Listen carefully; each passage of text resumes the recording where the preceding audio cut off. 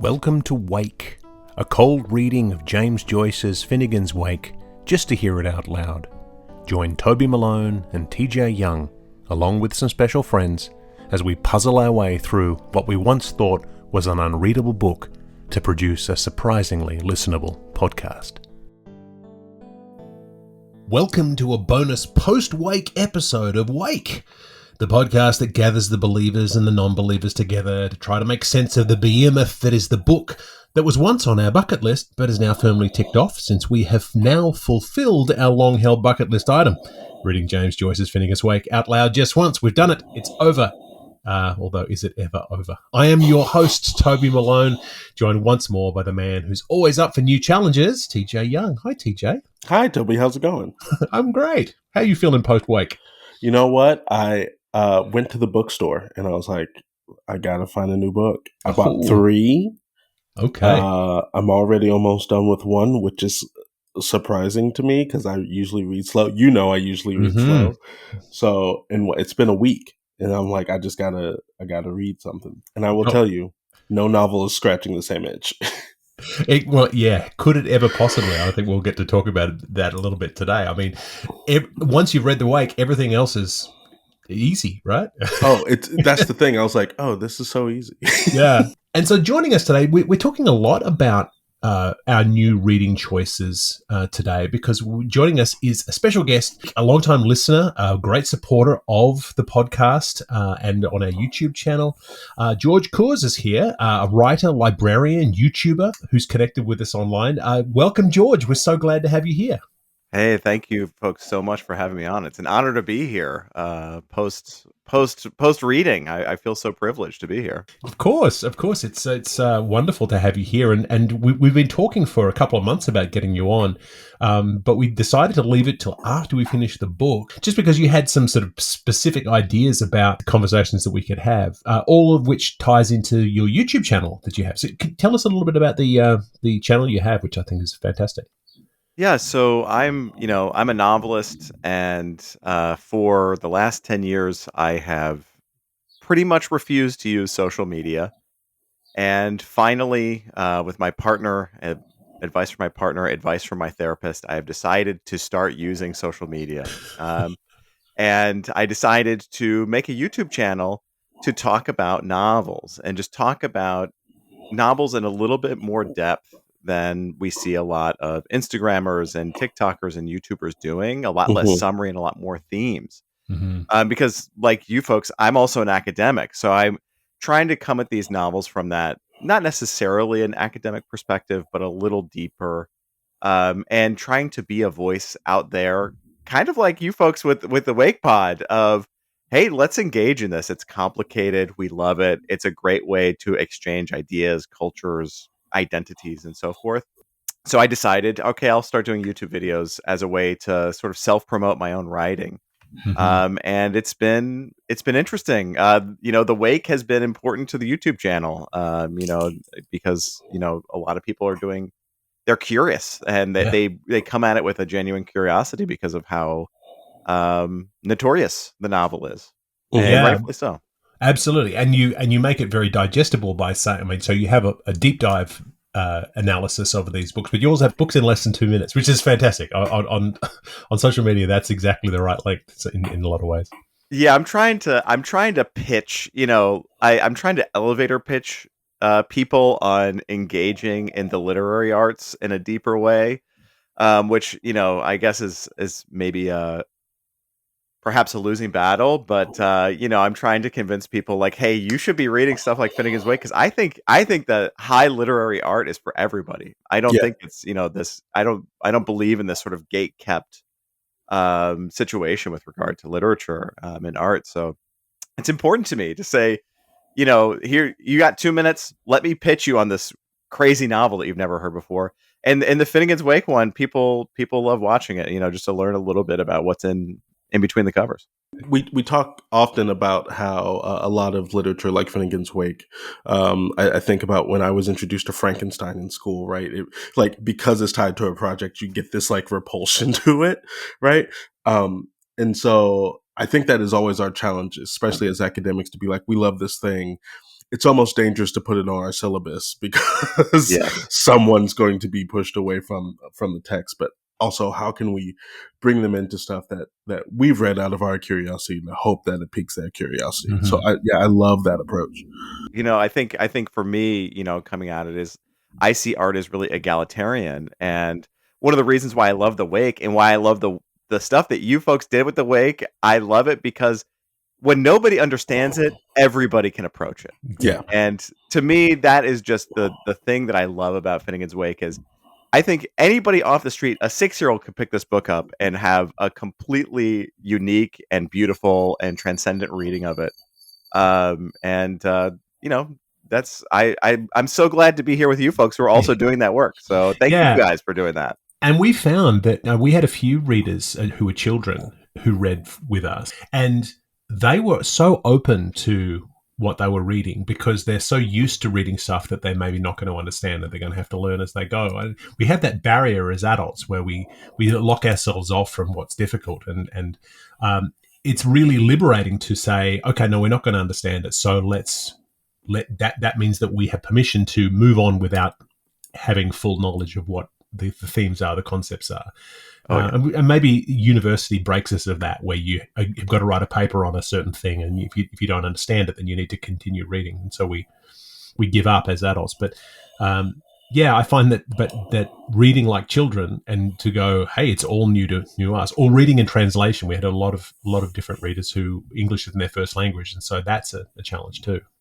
For sure. And I think there's something about curiosity in the process of consuming Finnegans Wake that I think for me, with my like sort of rhetorician hat on, if I'm in the writing class from a university, I think the thing that for me is really important for a person to have as a critical reading lens is just genuine curiosity. Yeah. There's so much that we can do as academics that we could say, hey, look, I use this particular lens, but like the foundation of that is just being willing to say, hey, I'm curious about this. I'm going to engage it.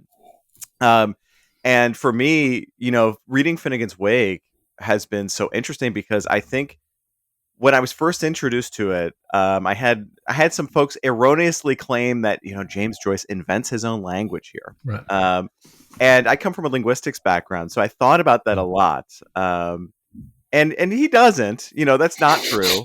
But what the feeling is, it's as if you're reading in a second or third language, and you can just catch these snippets as they pass by, and you feel so good when you catch that sentence that Joyce has decided, hey, for some reason this is going to be in here. And every time when I open up Finnegans Wake, and I read a page and there's a sentence that's legible, it just makes me laugh so much to out of nowhere, and it feels like this big accomplishment that kind of to me mirrors that sort of language learning that we have. And I think that it's apt to say, kids could approach the Wake really interestingly because their brains are processing language so much more intensely than ours are as adults.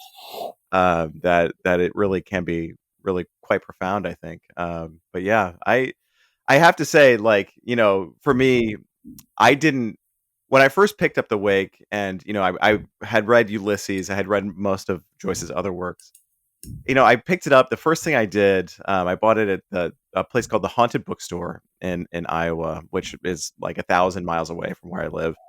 And first thing I did was what you folks did. I opened it up. I just read it out loud, and just to see. And I, having known a little bit about the novel, I wasn't sure. We joked about this up top. I wasn't sure if a reading of it is a reading of it, sort of philosophically. So I just let it sit on the shelf for like 15 years and just occasionally would pull it off, flip to a page, and read it. And it took me a long time to accept that I could sit down and just give it a go from tip to tail. Because I think once you get into that language, the inclination can kind of be to reject a reading that's typical, a form of reading that's typical. Which I thought was really beautiful with you folks reading it out loud with all sorts of people. I have to say, the section with all of the notes 2.2, the night lessons. when I was first introduced to your folks' podcast, that was just I immediately went there, and I think we had even texted. Like, how did they do it? Yeah, I immediately went there just to take a look, because as a novelist, when I'm looking at this, I'm so smitten with this. I love it. It's so weird. There's so many voices going on, and a lot of other writers do this sort of play with form inside the text, so you don't even see it, and it's just such a nice little treat from Joyce to give us these voices in different places. It's almost in a strange way, he's almost allowing us a little bit of, you would think that this is the most difficult section, and it is, but he's almost giving us a break by not combining all these voices inside the text, which I thought was really and when we decided to produce that section, we really had to sit down and think about how we were going to manage it, because we thought, okay, it can't just be one voice or two voices. We needed to figure out how we were going to lay it out, and we sort of settled on this idea that it would be one person reading the body and one person reading the footnotes and one person reading the annotations. But then we thought that's going to leave one person with a lot to do and one person with nearly nothing to do. So we rotated, and we weren't really sure how it would work. But what it did do is that it forced us to really consider the structure of the piece and what these different voices brought to that segment. And I don't know if we uncovered anything new, but what we did do is as the three of us, Neil and TJ and I, reading this through, we sort of got a sense of this ebb and flow that comes with the interjections and the interruptions that you wouldn't really get if you tried to combine them all into a single. Say if you tried to combine them all into a single block of prose and just said, okay, it's all just one voice, so that the listener can at least hear Neil interjecting or giving a footnote, and we know that that's something else that's happening in the text. And maybe it'd be easier if you're following along. But yeah, just the fact that he's saying to us, stop, slow down, there's more to this than you think. And then, like we've also said, it's one of those things where footnotes generally are supposed to help, and in this case, they just make it harder. And one of the things that in that section, the thing that I walked away and realized is that it forced us to make a decision that the reader doesn't necessarily have to make. It forced it to decide, this is when we're going to put this interjection. This is what we're saying it's possibly connected to. This is when you're going to interact with those footnotes. Whenever I read things, I might go to the footnotes. I might not, right? It all depends on what I feel like my needs are. But even just making those decisions for our listeners, it creates a sort of like a forced rendition, at least in that instance, of that section that is kind of freewheeling and, sporadic and allows you to do whatever you want to do. It's very much choose your own adventure in that moment. And we said, but this is the path that we want to go on because we have to try to produce this product in this way. Oh yeah. And I think that it's so like enlightening to hear you say this is our choice, because that is something that I want listeners, if they come to this episode looking for like, okay, they've done this, what's it going to be like for me to listen to this podcast? Actually, what you just said makes it so that they should read The Wake on their own. Yeah, 100%. In addition, because I guarantee that every reading of that section of the homework section is so drastically different, because as you're saying, some people probably just read the errata around the edges at first and then go in, or there's so many different ways to approach it. And I think another thing that's really interesting about that section in particular, because it's very academic, is if you have a grounding in a different language, and Joyce was familiar with that language, so if you're a speaker of German or French or Spanish or Italian or Latin, you are going to probably be latching on to these other aspects of the text. And one thing, as a speaker of German and Spanish, reading through, my German is excellent. My Spanish is very poor. And I'm noticing in my own readings that like, I really gravitate to those sections where he's taking these German loan words and combining them and playing with them. And to a lesser extent with the Spanish as well. That's definitely something that's in there. And it does make me wish that I was a little bit more familiar with the French in reading a text like this. But, there's so many different ways to latch onto the text, which I I want to encourage folks as well, if they're, hesitant, I think it really is important to understand that, in that new criticism vibe of, hey, every person's reading is a reading, Joyce's Finnegans Wake really enables that in a way that, because of his obsession with language play, a lot of other texts may not do as well. I one of the things that I always tell people about the text is, if you're typoglycemic, which is this sort of strange way of saying that you can read jumbled up words. If you're good at word jumbles, Finnegans Wake is something that you can piece through, because there's all these intentional misspellings and words that are sort of combined strangely together and punned. It really is all over the place. But yeah, that I gotta say, as an artist, I have to take my hat off to you folks for section 2.2 though, because that was really, it was well done. It was a good job. Thank you. Yeah. I tell this story all the time. It was the section, because behind the scenes, we were taping that section, and the last 30 minutes of it, my internet cut out. And I was like, and we did a marathon. I want to say we did 2.5 hours, almost 3 hours, to try to record it all. And when the internet cut out and I dropped from the call, the way that I sat there looking at my computer, like, you have betrayed me. and if we have to do this again, this might break me, Yeah. And Neil and I sat there waiting for TJ to come back, and TJ's texting me saying, my internet's out, I'm rebooting the whole house. So we're just sitting waiting as the recorder keeps ticking along. And then he finally comes back in, and then we downloaded the tracks, and his track had not saved from... So I had to individually download his track, and then when I was like, I'm so sorry. I was like, that was the day. I was like, I don't know, Toby, but we made it. Yeah. But it was a really interesting challenge, because I think when we first picked up this text, we looked at the first couple of chapters and thought, okay, yeah, it's narrative. And then I think the first sort of stumbling block we came to was the Mutt and Jute conversation in book 1, where we went, oh, okay, there's a play here. And then and then later in 1-2, where we have the Ballad of Percy O'Reilly, and we went, okay, how will we do that? And just happens my wife is a musician, and so we're able to manage that. But then we just kept seeing these challenges ahead, and everyone we would talk to would say, yeah, but how are you going to do 2-2? How are you going to manage that? And then once we had conquered that, I was talking to Richard Hart at one of his recordings of One Little Goat's version, and that was the first question I asked him: "How are you going to handle 2-2?" And his eyes bugged out, and he's like, "I don't know." And they'll figure it out. They'll do very well. They're smart. But yeah, you've got to handle it in your own kind of way, with the real realization there's no such thing as definitive when it comes to this. And there can't be a definitive version, even though there are great recordings out there, 28-hour recordings that exist. There's a speed reading recording that exists. There's all these different versions which have been recorded by excellent Irish actors. But even that is just one rendition of an infinite number of versions.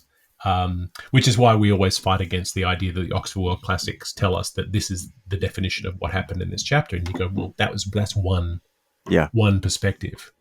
Yeah. That leaves out all the funny and sexy bits. Right. Yeah. I think one of the things I'm always telling folks about the Wake, when they want to get into Finnegans Wake, and I have a couple of other novels I'll recommend later and when we're talking, but I do this with a few different novels, which is, there are some literary works out there that you have to suspend your obsession with reading comprehension with. And that is so counterintuitive, especially, where I'm coming from in the United States. You are drilled as a child, did you read this correctly or not? And it is very binary. And I know a lot of readers have a lot of trouble relinquishing that power to the author and saying, okay, I'm going on your journey, whatever that journey is. And I know that, some other, Gravity's Rambo is a great example of this. The prose is very dense, and a lot of folks are trying, word by word, trying to figure out what is the meaning here, what's the underlying thing. And sometimes you just have to let the river of life pass you by, and that's a metaphor that's very apt for the Wake, because you just have to let the river keep flowing. And you guys are talking about 2-2 being this hectic situation for you. Meanwhile, I read it twice. I was in love with it. I'm sitting in a cafe. I'm drinking a glass of wine. I'm just sitting there laughing to myself, having a good time. Everybody else at the cafe is like, "What's this weird guy with the beard doing here?" And it is really one of those things where if you're willing, again, going back to that, like if you're genuinely curious, there's so much to get out of Finnegans Wake that I think is really astonishing, and it's really beautiful too. I think prose like this can seem like why would there be any beauty in here, and then you start reading about Anna, or you start reading in the washerwomen section, and you're just like, wow, this is so beautiful and so human, that it can be really, really transcendent. Yeah. So I definitely, for me, it's, trying to accept that I am what I am, and the reading is the reading. So I appreciate hearing you guys say that. That's really, really excellent. Yeah, and I think that discovery of the beauty in the language is the thing that really kind of caught me off guard, right? Because at the beginning, it feels like you're mentally fighting for your life. The second that you can relax into it is the second that these little gems pop up, right?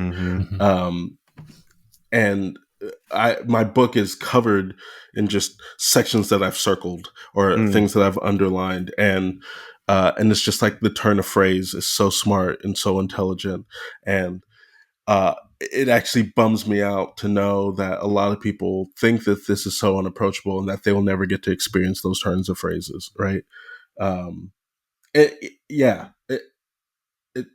End of thought. It's just one thing I think is wonderful. I mean, just in that sense, to go back to the point you made earlier, George, about picking it up off the shelf and just sort of looking at some random page. I love the fact that Joyce tells us from the very first word of the very first chapter that you're meeting us midstream, and that you're not starting at the start. And so we're so drilled into this idea, this educational idea, that you start on page 1 and you finish on page 500, and you have to read it in that order. The page order is the structure. And of course, if you want to follow a narrative along a linear path, then of course you have to do that, because if you go and start on page 300 of any other book, then you have not been introduced to characters, you don't understand what situation is you're in, and you're not going to get the full weight of what the author was trying to do. But Joyce doesn't care about that. The story starts in the middle of a sentence, and when you get to the end of the final sentence, you carry on back into the previous one, which is why so many people we've spoken to, particularly people who have been sitting with this text for many, many years, Neil Koshland-Meyer, Peter O'Brien, people like that, who have been pulling this text off the shelf regularly for 40 years and opening it up and just finding a phrase that you can identify something about your life that day, or something that stands out to you today that didn't stand out to you 10 years ago because the phrase wasn't relevant to you 10 years ago. But it's the fact that you can kind of disrupt this learned behavior of how we're supposed to read, starting at the start and ending at the end, when you can just jump into the middle. And you almost want to say to a reader, don't start at the beginning. Doesn't matter. Start in book 3 and go from there. But we had that real, I mean, we're guilty of it here in this podcast, this sense of completion. Oh, I have to finish Finnegans Wake. But really, I think the biggest challenge is not to finish Finnegans Wake, it's to persist with Finnegans Wake. I think that's the challenge, because finishing it suggests that you've understood it and you can move on now. And I don't think anyone gets there. Yeah. I think, speaking as a novelist, I think one of the biggest reasons why I love Finnegans Wake is because it's a commentary on how art sticks with us. Just having this object, I think anybody who loves literary art should have a copy of Finnegans Wake that they just periodically open up and page through, because it allows you to be reminded of how a novel sits with you. And it can be really daunting to find what in a narrative is really important to us. And there's a lot of white noise. There's a lot of chatter, and who are we going to listen to? What critics are valid to us? Who gets to have criticism? Who gets to have that power? It's a fraught conversation, to say the least. And there's a lot of intercultural interchange that goes there. There's a lot of philosophy that goes in there. But at the end of the day, you're a person who has the ability to read or the ability to listen, and you are engaging in a text. And I think that is just, for me as a novelist, it's one of the most salient and important lessons I've ever learned, is like when I write a book and I share it and a person reads it, I might have some grand conception. Hey, this is what I want my art to be. And there might just be some little important thing that day that sticks out in the text to that one person, and forever that's what they associate with that text. And it's really beautiful. It's almost like mindfulness of, even though everything's unique and nothing, there is no like unifying factor to it. There is that beauty that you can find. And I just, I come to that every single time with Finnegans Wake. I try to use it as a reminder for myself. And that's one of the reasons why I love pulling it off the shelf as a reading strategy. When I went through and I did it, from tip to tail, I kind of had your thought of, well, should I start with River Run, or should I just open to a page and just loop, mark the page and loop back to it? Which I probably will do next time. I think next time I read it, from tip to tail in that sort of scenario, I think I'm going to just pick a page and go from there. Cause I do think, like you say, it's flexible in that way. It allows us to engage in that sort of freedom, which is pretty unusual for a novel. So definitely something I'm looking forward to on that. Yeah, I mean, the way that we met was on Instagram, and it's in this sort of phenomenon that I'd never really engaged with before, because I was never really engaging with literary work on social media. I don't use social media personally, but we set up the Instagram for my previous book that I wrote that it was, just to promote it. So when we started doing this podcast, I thought, well, we'll have an Instagram account because that's the easiest way to do it. And so I sort of stumbled across this phenomenon, which has been going on for years, but I had never really acknowledged it, which is this Bookstagram idea. There's also BookTok. There's also, all the book YouTube channels, things like that. The fact that we've got this new way of engaging with literature, and you're engaged and you're part of that community of the fact that we have people who are curating Instagram profiles to focus on their reading achievements or focus on the most recent book that they've come across. There are the TikTok side of things is interesting, just because it tends to become more about body count than it does about actually engaging with the text. But Instagram is guilty of that as well. And so just can you tell me a little bit about being part of that literary communities on social media? Like you said, you resisted it for a long time, and now you're in there. How do you find that world? I resisted it for a long time because I think, I had this romantic idea about, art and the literary arts and the way that we connect, as artists. And in part of that was when I was going through school and sort of coming of age, I was really privileged to have friends who made art. I had a lot of friends who made music. I friends who are deep in theater. Who I have friends who are poets, and it was just very lucky for me to have that. And it got to a point where you sort of start to wonder, how am I going to promote this? And my debut came out 10 years ago. Always the Wanderer came out in 2015. And at that time, I didn't have any interest in promoting. I didn't have any interest in social media. And I just kind of let it be. And there was a lot going on with me personally that was kind of difficult to go through at that time. And promoting the writing definitely took a back seat to a lot of things in my personal life.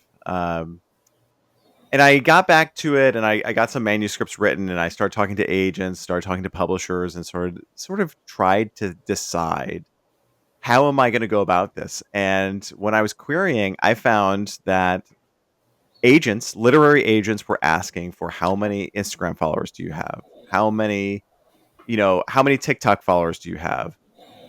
And I was not very pleased with that. I was a little disappointed. So I just started lurking around and watching how people interacted. I started looking around to see, is there a little space here that could fit, for what I'm hoping to accomplish with this. Um, and eventually I found, some groups on Instagram of folks who were engaging with literary art as readers. And then I found a lot of independent presses who were engaging with their readers via social media.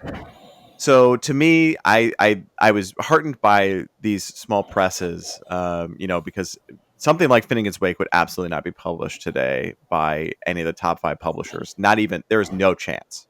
No big corporation would touch something like this. It would absolutely be some, tiny little press somewhere that's 1 or 2 people.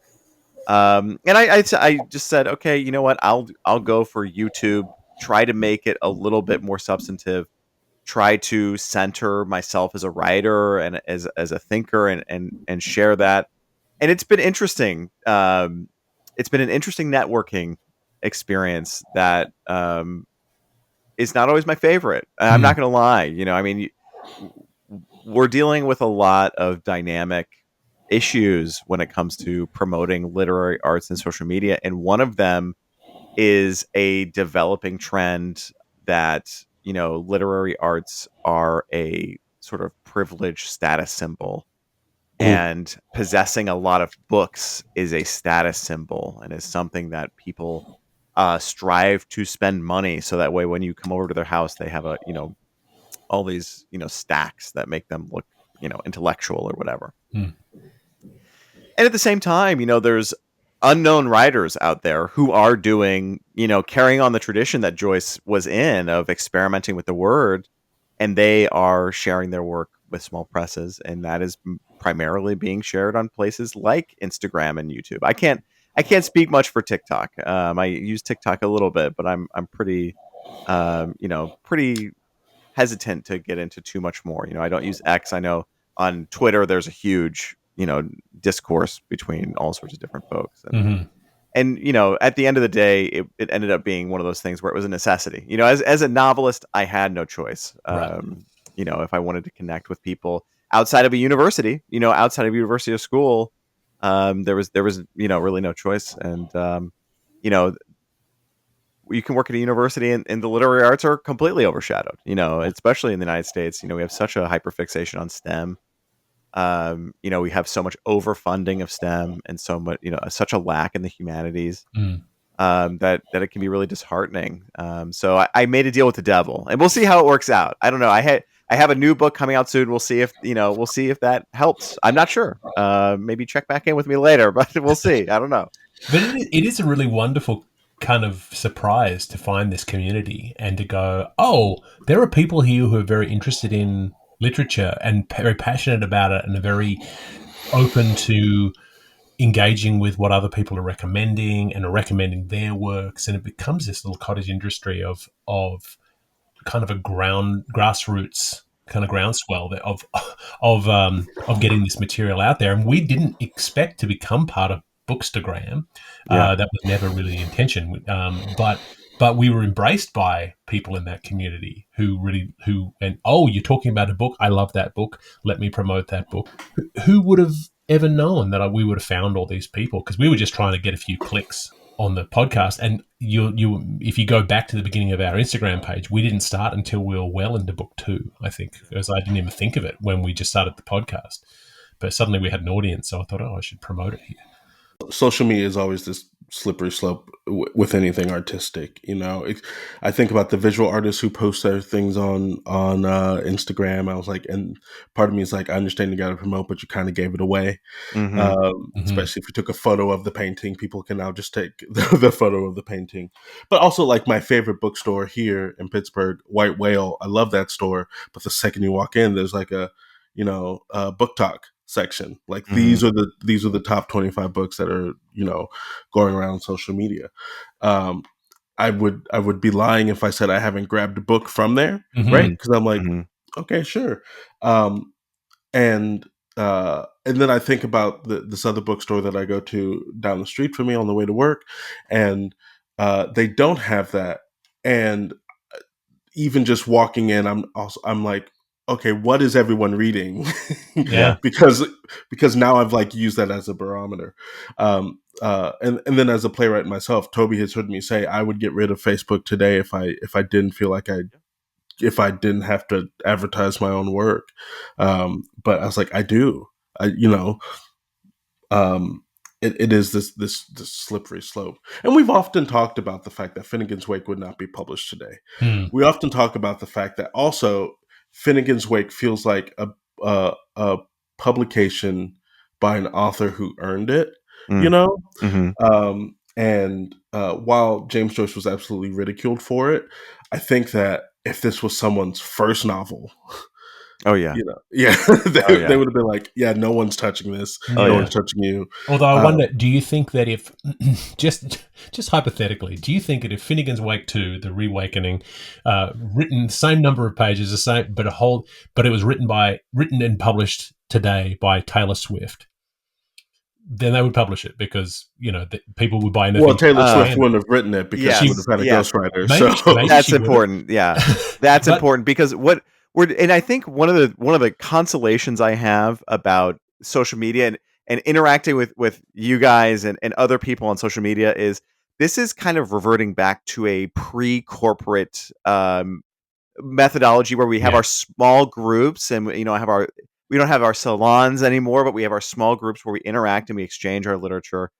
These big hulking corporations are sort of separate, and the reality is that somebody who is corporately funded, I don't think a piece of art like this could come out of that, because Joyce is suffering poverty. He's having so many issues.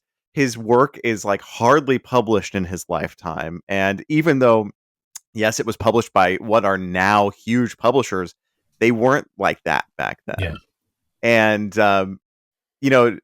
earned it is a great phrase. I think Joyce was still hungry. I think he was still thirsty for it. I'm reading these sentences. I'm like, this man was out there every day thinking about this. And that to me is art I love. I love that. And absolutely, of course, he was ridiculed by his own brother over Finnegans Wake, Absolutely. And, that's one of those things where that's another thing as a novelist is important to me is seeing these really famous folks who really had a difficult time of it, but stuck to their art. Right. And that's important to me, and that it's so hard, I think, navigating what is self-promotion, what is selling out, what is all these things, at least in the States, we don't have as much of like a ridiculing sellouts anymore culture. But in the 90s, if you sold out, you definitely would be, telling somebody like, sure. hey, maybe you shouldn't do this ad for Subway or whatever. Right. And it's difficult, but I appreciate, I think, that aspect of social media where folks are in each other's DMs in the intellectual way of, hey, wait a minute, I also have heard of this. That's super cool. Like, what's your take on that? So, and I love the fact that because there's two different sides to it. There's one with you as an active author who's trying to move some units of a current publication. That totally makes sense. But then there's a secondary side, which is books promoted by Instagram influencers that are well established, of maybe classics, sort of going back to something like Dostoevsky or in any of these these authors, and saying, let's reconsider this 80-year-old book that you didn't think you knew anything about, or here is my new take, here is how I get new readers in. And that's what I love about your channel, is that you're saying, I'm going to give you a 2-minute summary of this book, and if you're interested in more, then you can watch my 40-minute longer deep dive where we're going to go through bit by bit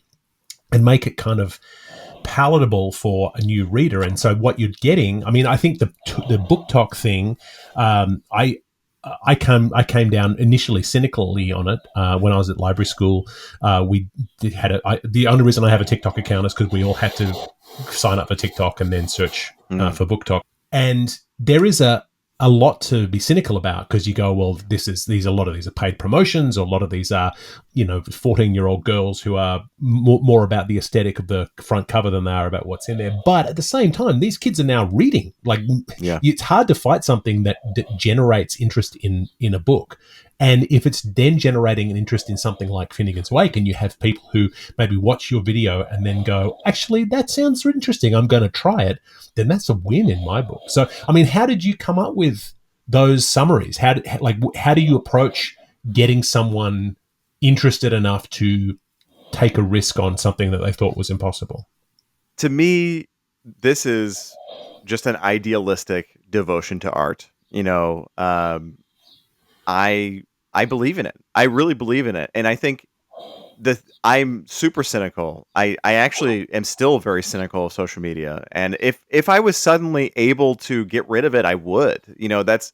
I love how much I'm connecting with people, but at the same time, it's run by a corporation. It is all this giant company, and we're just making money for them. Um, and I can't divorce myself from that cynicism. But what I can do is say I have this enthusiasm that I want other folks to engage in art. I don't care who they are. I don't care where they're from. That's just the thing that I want in life, is to see folks, have that moment where they find that beauty. So what I do, like a little peek behind my screen on the YouTube channel, is I, take a lot of notes on what I'm going to talk about in the deep dive, and I record the deep dive first. And basically, after I record the deep dive, I take a beat to sort of say, okay, what did I talk about a lot? What do I think, was really salient in that sort of self-guided discussion that I'm taking people on? And I try to condense that down as quickly as possible, without necessarily sacrificing that deeper level. Because I think one thing that people thirst for is really complex art. And I think Bookstagram or BookTok or Book YouTube, all of these, film YouTube, and it goes into, theater and the physical arts as well. The presence of these things on social media invites fakers and posers, without a doubt. But it also shows us the ubiquity of a love of art and how human that is. And every time I run into somebody new, it does soften that cynicism a little bit in my heart, that this is just all for Mark Zuckerberg or whatever. But at the same time, people have to connect. And if social media didn't exist, I don't know, maybe I'd be out at the community center or something, trying to interface with people there. But at the end of the day, those 2-minute videos is just, hey, why don't you try and love some art? Yeah. Here's some options. Maybe you don't love it. I don't know. Maybe I didn't love it. Maybe you'll love it. Because to me, the sharing is caring. Sharing is the goal that I have with that. And that's something that in an academic setting is really difficult to achieve, because we're so deeply engaged in discourse. Yeah. And that's so fraught by funding and what your department wants and what your university wants, to the point where, I've had a great time teaching. I've enjoyed that. But it's really hard to get your love of the art in the syllabus. So eventually this was the compromise. The devil's bargain, as I call it, was, okay, I'll do the YouTube channel. Because I don't think I could I tried TikTok, I've got some videos on TikTok, but it's the artifice I don't understand. YouTube, I at least have a little bit of a better understanding personally of. Podcasts, I don't know. The YouTube channel is a little bit similar to a podcast. I flip through the book sometimes and show people stuff, but podcast is another, sort of place that I don't really know, how does this work? How do I put it together? It's interesting that you said it's really hard to infuse the love of the art in the syllabus, because I agree. And where I teach it's very much about creating individuals that will go and work in the industry. Yeah. Right. So a lot of times I'll be like, we're going to read the script, we're going to analyze the script. And sometimes I have to enter that conversation and be like, and you're probably gonna hate it. But like sometimes for me, it is like, I'm teaching you the skill of how to engage with this, even though you hate it. Right. Yeah. Which I think is a valuable tool, even when you're approaching novels, that, figure out the reason why you put it down after 3 chapters. Like, don't just like really think about, you know, your decision behind it and what that means for you and the type of art that you're seeking, right? But for a lot of this, I'm like, hey, you're going to be assigned to do a show in Iowa one year, and you're not going to like the script, but guess what? You still have to show up and you have to do it 8 times a week. So, like, how do you find a way in? Yeah. But even I remember, you know, in undergrad when I was getting my creative writing degree, I remember coming into contact with Gulliver's Travels, and just for some reason, where I was in my life, I was like, this ain't the one, you know, this ain't for me, right? And I remember my teacher looking at me and saying, like, you know, these are all the reasons this book is important. And I, you know, in my pompous little 19-year-old way, was like, okay. Yeah. But the thing that I wished that I had gotten, which is what you provide, is this sort of, I'm giving it to you, take it or leave it, right? You can engage with it as you want to. I think part of me was just being rebellious and being like, you're saying I have to engage with it, therefore I'm not going to. Yeah. But there's such value in saying, here's everything I think you need to make a decision if you want to go in or not. Yeah. Yeah, and I also think, just to jump off that question of the syllabus and the bringing in things you love, because I taught theatre history and dramaturgy for such a long time, and I'd always bring in plays that were important to me. And then I would always have to wrestle with the students who went, I hate this play sucks. And you go, I'm sorry, but in no universe does Annie Baker's The Flick suck. But if you don't get it, that's a whole other conversation. But having to sort of swallow your pride and go, oh, the thing that's really important to me, like the challenge of being able to bring up, like I taught a script analysis class once where we spent 3 weeks with Ibsen's Ghosts, and I was like, guys, we're going to hang out in this play that you don't like because this is an important play. And they were like, why is it important? And you go, it is important because of all of these things that were very important at the time, and we're learning about the world at the time, and now it doesn't seem like anything. And I think that's a lot of what this classic Instagram book work is doing, is it's saying, let's figure out why this is important. Why has this stuck around? Why is this still influencing people today? Because something can be really influential at the time and fade away. Look at the plays of Ben Jonson. We don't perform them anymore because they're not influential anymore, because they're not relevant to our society. There's a reason for that. Whereas if you have a book or a play or something like that can last for generation after generation, even for centuries, that is remarkable. And we have to go back and go, okay, well, why was it important then and why is it important now? And I think your channel's giving us a lot of that too. Yeah, I'm a firm believer that if a book lasts, it stays in the zeitgeist for more than 10 years. Like you've done something, wondrous now. Yeah. You know? Yeah. I think that question of longevity is like so complicated and so fraught because there's so much power in that question. And bring it back to Finnegans Wake. I mean, one of the things that Finnegans Wake does is it makes it so that nobody understands it, and that's so powerful. And I don't know if Joyce understood how powerful that was in the moment. I think it's possible, considering the way that we see his previous works sort of coming to be, but it's really quite challenging. One of the things I'm also seeing right now with how sort of literary discourses are happening, and I don't know quite where to ascribe this, but the way that people are hyping up books is really interesting to me. And there's a few that people are hyping up that are sort of reviving, an interest, and I'm a little surprised at some of that I see. I see, because I read in German, I see some German authors pointed out on social media that I would not really have expected, that probably weren't read very much in the initial publishing, and here 100 years later we're talking about them. Just very interesting to me. And a couple of those, I brought a few novels with me that I might, if folks really loved Finnegans Wake, I brought 2 novels with me that I might posit. One I posit happily. The second I posit unhappily. So if you don't mind, I'll start with the unhappy one if you guys are okay with that. So I'm gonna grab this. This is a podcast, so you folks can't see this, but you guys are going to be able to see this gigantic book that I'm holding. Oh, goodness. This thing weighs, I think, about 10 kilos. I've never actually weighed it. It is prohibitively expensive. I am circulating a petition right now to have a smaller edition printed. And this is Zettels Traum by Arno Schmidt, which has been translated into the English as Bottom's Dream. This, you guys can see it on the video, but they can't. The listeners can't see it. This book is gigantic.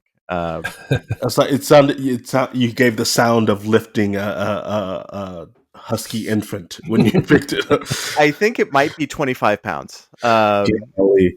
And it is completely unreadable. It has this. It's like if the entire novel was like 2.2, section 2.2. It has these comments and errata all over it. It's largely in German and it's absolutely gigantic and huge. And it was in large part inspired. Schmidt was in large part inspired by Joyce and Finnegans Wake, and sort of attempted his go at it. The problem with, and the reason why I recommend this unhappily, first and foremost, is money. If you read Finnegans Wake and you're like, okay, what's next? You will probably find somebody on the internet, very possibly myself included in that, who says, hey, Zettels Traum is an option. You can read Bottom's Dream. The problem with that, and this is something I always mention on the YouTube channel, is that it's prohibitively expensive. In my edition in the original German is expensive. The translated editions are even more expensive.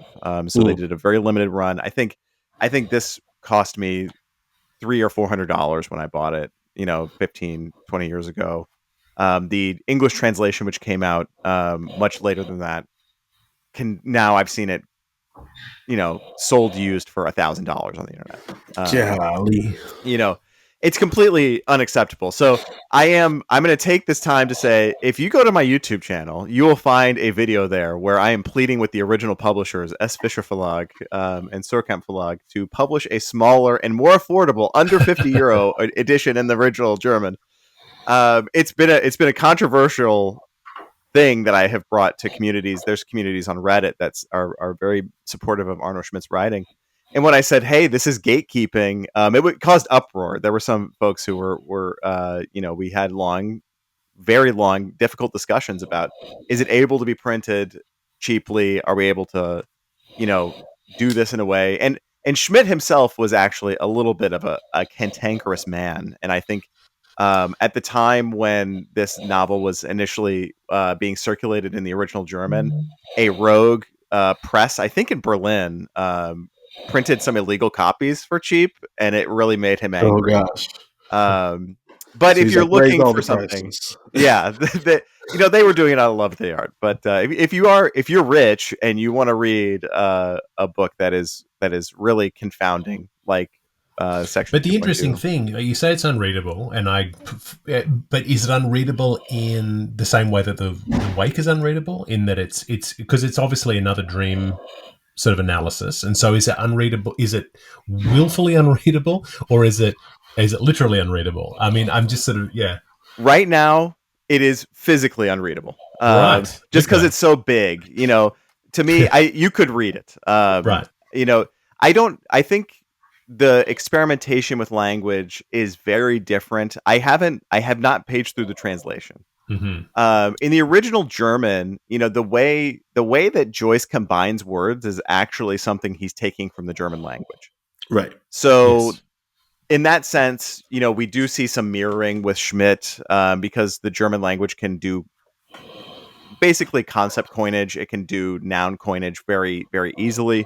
And there's all sorts of wild experimentation in language in here. So I shouldn't say unreadable. I should say it's unwieldy, without a doubt.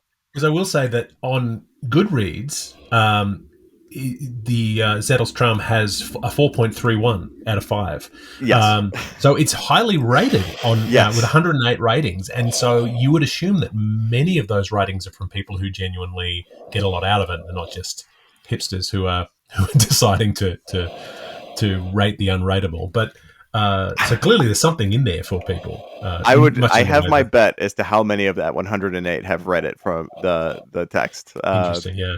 Because of its size, I'm treating this a lot like Finnegans Wake in the sense that I pull it off the shelf and read it, but because it's so gigantic, I pull it off a lot less. Yeah. I think that's big, its size. If I was like a monk and, texts like this were my everyday, that might be a different story, but it's just so huge that it makes it physically difficult to read. Well, we'll link out to the Goodreads page and also to your YouTube take on the book.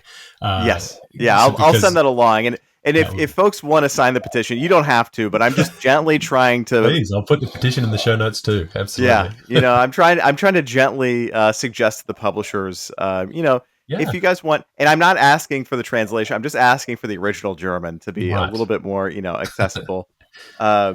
The second book, however, I recommend happily. So I have to set this down real quick because it's gigantic and heavy.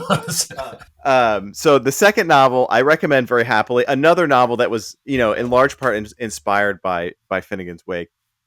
And this is one of the most bizarre novels I've read. And I'm putting it right next to there with Finnegans Wake. And this is actually in my efforts to, finally be fluent in Spanish, my goal is to read this in the original. And this is Terra Nostra by Carlos Fuentes, which in the English is translated from the Spanish into the English by Margaret Sayers Pendon, who is a very good Spanish language translator from Spanish into English. And this novel is bizarre. I think the biggest thing that I can say here is that this novel captures that surrealism we feel when we're reading Finnegans Wake and cranks it up. It is far more surreal. And just the characters, the situations, everything that's going on here is just so totally bizarre. Fuentes is doing a lot of what Joyce does, where we have very important characters from Spanish novels, Spanish language novels appearing. So from Hopscotch, from Cortázar's Hopscotch, we see characters in there. We see Don Quixote is in here and others. And it is loosely about a Spanish king building his sort of castle complex. And it is sort of on that verge of Enlightenment versus medievalism. But the entirety of it is so confusing and recursive that we see physically in the text of Finnegans Wake how it starts over, because it starts in the middle of a sentence and ends in the middle of a sentence. The way we see stories told in circles here, you almost intellectually feel the circle beginning, because you start to hear the same narrative again, and then it loops, and you start seeing another person saying the same story but in a different perspective. And it is really, really profound. And Carlos Fuentes, I have to say, a Mexican novelist who did an absolutely fantastic job with Terra Nostra. And I was really, of the sort of postmodernist, post-Joyce novels, Terra Nostra for me is easily the most important. And I would super recommend it to your listeners who are like, I loved Finnegans Wake. What can I sink my teeth into next that's going to really challenge me? I think Terra Nostra might be the place to go. Nice. Carlos Fuentes. Yeah. Well, that has a 4.12 on Goodreads, so plenty of people are on board with you. I haven't read it, but that's a great recommendation. And he is prolific. Wow. Oh yeah, prolific. Yeah. Fuentes wrote quite a bit, and Terra Nostra. One of the things I love in a novel, or in any piece of art, is playing with time. And Carlos Fuentes in Terra Nostra is on a different plane of existence when it comes to being able to talk about time, and having just that recursive element is really, really astonishing. When I first read it, I actually was like a little put off. And it only after sitting with it, and this how we talked about how a novel or a piece of art can sit with you for a long time. Mm-hmm. At first, I was just like, oh God, I'm done with this. Get this thing away from me. And then a month later, I was thinking about it. I was like, actually, I really loved that. And it started to sit with me. So Terra Nostra, I think that would be one that I would certainly recommend. And this will not cost you $500 to buy. And I say art is for everyone, and I immediately recommend a novel that's $1,000. Don't do that. Well, maybe you're a member of a very well resourced public library, and then you can find a copy there. You never know. A public library with a copy of Bottom's Dream would be mind-blowing. Now, I've seen it in a university library. Yeah, exactly. Sure. Yeah. You don't need to buy every book. You can always take it out of the library. And obviously, in libraries, reader's advisory is a major part of the job, and it's about telling people what to do. And I love the fact that this social media book community is a lot about reader's advisory. It's not just about gatekeeping books, it's about sharing books. And so much is about saying, I have had this experience with this book, you should read it, you may like it, you may not like it, but let's talk about it. And I love that it's the promotion of the social side of things, as opposed to saying, I'm going to collect all of the books and sit on them. I'm not going to talk about them. I'm not going to even read them. I'm going to treat them like trophies. Yeah. But the idea of the social side of things and sharing, that's really that's what this podcast became. It started out as just TJ and I making sure that we shamed ourselves into continuing reading it. But in the end, suddenly we had people listening and going, we posted our episode at midnight and I woke up at 7 the next morning and there were 50 listens. And I'm like, what's happening? So then we felt like, okay, we're sharing this and people are along for the ride. One of our friends messaged us just this week and said, having listened to the final episode, which just came out on the Patreon, to say, hey guys, I've just finished reading Finnegans Wake, because he'd listened to every episode, and I couldn't be happier about that reaction. So yeah, it's about sharing it out there into the world. So that's wonderful. Well, we're going to make sure we link out to all of your materials on YouTube and on Instagram, and to get that information out there. I really strongly recommend everyone check out George's videos.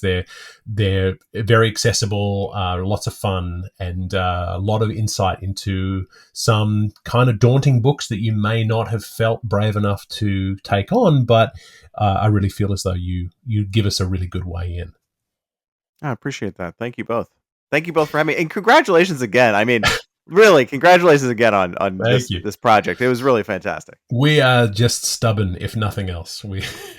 That's actually a very good trait if you want to read Finnegans Wake. So I think so. Yeah, we just be dauntless and just go, okay, we're just going to slog through one page at a time, and it's not about understanding it, and it's not about getting every bit, but it's about just enjoying the journey. And I will say, TJ and I are both a little bit sad that it's done. It's what. Yeah. But one thing I can promise everyone is that one thing Toby and I are very good at are forcing each other to read books that the other one wouldn't have read. Yeah. So I have some books coming down the pipe just for Toby to read. Excellent. We're already looking at our next literary project, which is not a podcast, but a theatrical adaptation of something that I told myself, I was like, why would I want to adapt that? And then 3 months ago, I was like, maybe I want to adapt that.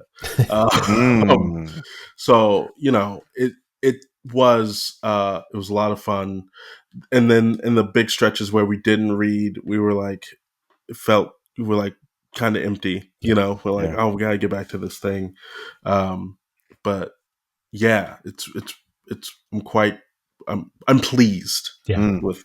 Yeah, and we're really pleased to have connected with you and to be able to have this little crossover between your YouTube channel and our podcast. And thank you so much for reaching out and asking to come on, because it's been a real pleasure to have you.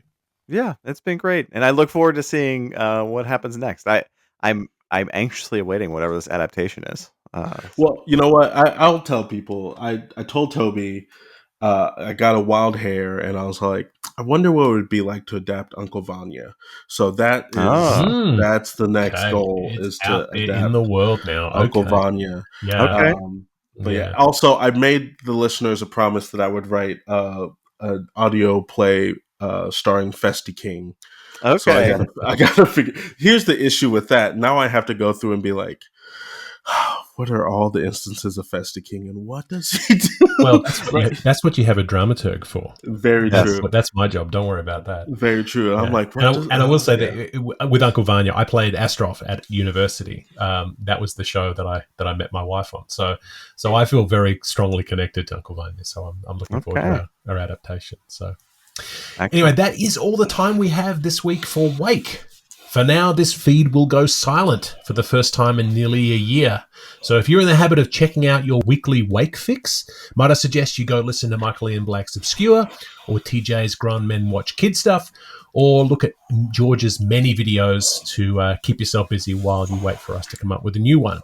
We will likely return for extra episodes in the months to come as the inspiration strikes us, so don't unsubscribe to this feed. Anything new that comes out will at least be advertised here. If we have something different coming, or if we have something that's connected to Finnegans Wake, it will stay here. So stay on board. King will appear here. That's right. But while you're waiting for us, I'd love for you to consider giving us a rating on your podcast app, 5 stars only, please. And a review is even better. So we love the reviews. It helps people find us. And all of our reviews, you can review us on Spotify and on Apple Podcasts and on IMDb, lots of different places. You can also check out our YouTube channel where we have video versions of all of our podcasts. Thank you again for all of your incredible support of Wake and the work that we do. Thank you, George Koors, for being here with us. We really loved having you here. It has been a pleasure, guys. So great meeting you both. Absolutely, you too. And we'll see you on the next steps. See you soon, true believers. This has been Wake, a cold reading of James Joyce's Finnegans Wake, just to hear it out loud. If you've made it this far, thank you for your dedication. Join us next week for another segment of Finnegans Wake and a chat about what we've found. Wake is a Moon Street Media podcast, engineered by TJ Young and Toby Malone. Our theme song is The Ballad of Perso Riley, arranged and performed by Meg Logue after James Joyce. Wake is recorded in Canada, where Finnegans Wake is in the public domain. For community and bonus content, join us at our free Patreon at patreon.com/wakepod. If you have questions about Finnegans Wake, don't ask us. We're just as confused as you are. See you next week.